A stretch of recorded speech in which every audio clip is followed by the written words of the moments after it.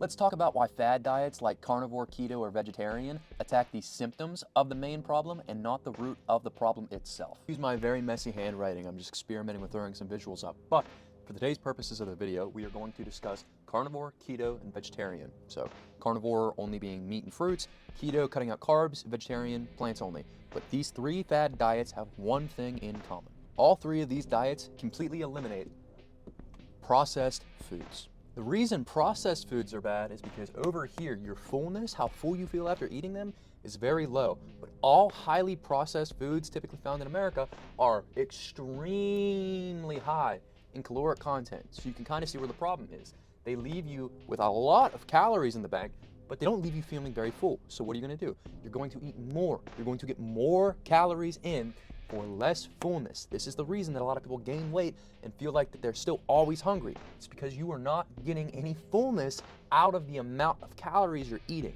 Now, does that mean that these fad diets directly correlate to weight loss? No. Do these fad diets accidentally force you into a caloric deficit that causes weight loss?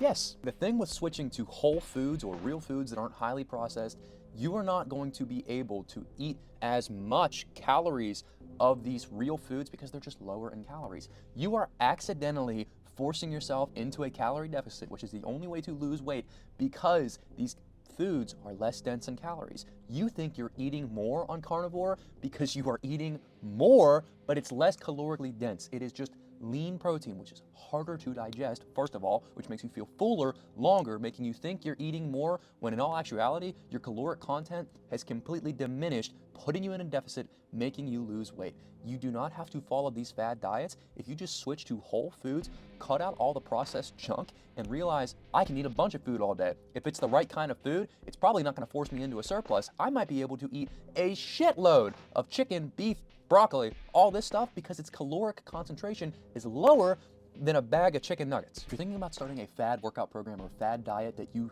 dread, but it seems to be the only thing you see working for people, research it more because the simple stuff is what gets actual results. Commit to a better you. Follow me for more.